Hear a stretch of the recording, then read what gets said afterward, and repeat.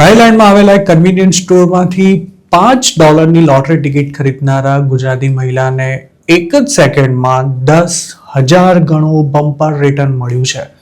માત્ર ટાઈમપાસ માટે lottery ticket ખરીદનારા Atlantic સિટીના આ મહિલાને $50,000નું ઇનામ લાગ્યું ત્યારે તેમને પોતાને પણ આના પર વિશ્વાસ નહોતો થઈ રહ્યો.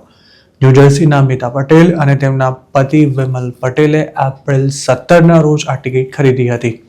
તેઓ મેરીલેન્ડના ઈસ્ટર્ન શોરમાં પારિવારિક કામે આવ્યા ત્યારે સ્ટોપ દરમિયાન એક સ્ટોર પરથી આ ટિકિટ ખરીદવામાં આવી હતી.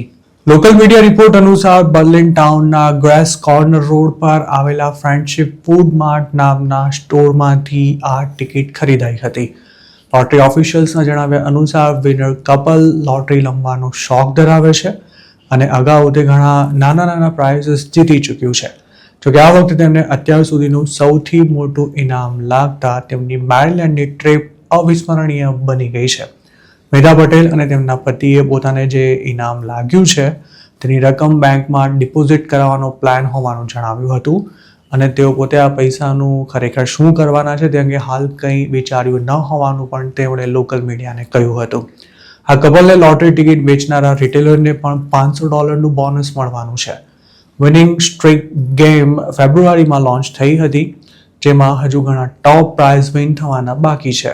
છેલ્લા 15 દિવસમાં અમેરિકામાં રહેતા ગુજરાતીઓ લોટરીને કારણે ખાસા ચર્ચામાં રહ્યા છે. ચાલુ મહિનામાં જ નોર્થ કેરોલાઇનામાં રહેતા મૌલિન પટેલને $1 મિલિયન લોટરી લાગી હોવાના સમાચાર આવ્યા હતા. મૌલિને માત્ર $10ની સ્ક્રેચ ઓફ ટિકિટ ખરીદી હતી અને જે સ્ટોરમાંથી તેણે આ ટિકિટ લીધી હતી ત્યાં જ તે કામ પણ કરતો હતો. જોકે મૌલિનો ફોટોગ્રાફ જાહેર કરવામાં નહોતો આવ્યો.